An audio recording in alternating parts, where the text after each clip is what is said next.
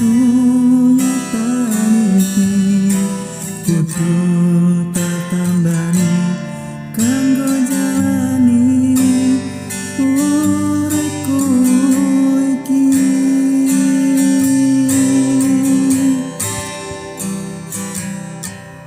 jujur sedih uripku koyo wong kene suke waras durung tau tak rasake urip dhewe tresno ora ono sing kabeh kudu sabar mung dianggap wong sepele mlaku kadang kesandung ora ono sing nulung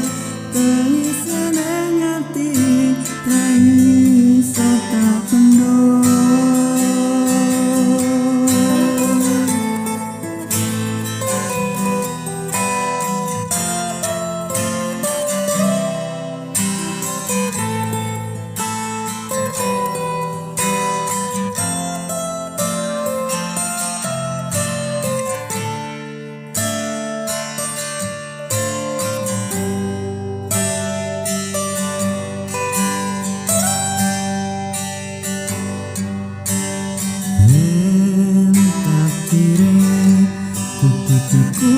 kuat-kuate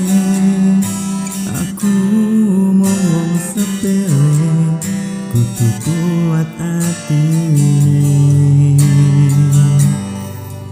kadang pengen ngeluh nalika kentekan alo kodrate manungsa kuwi pancen beda-beda tel duwe lati nampa kasur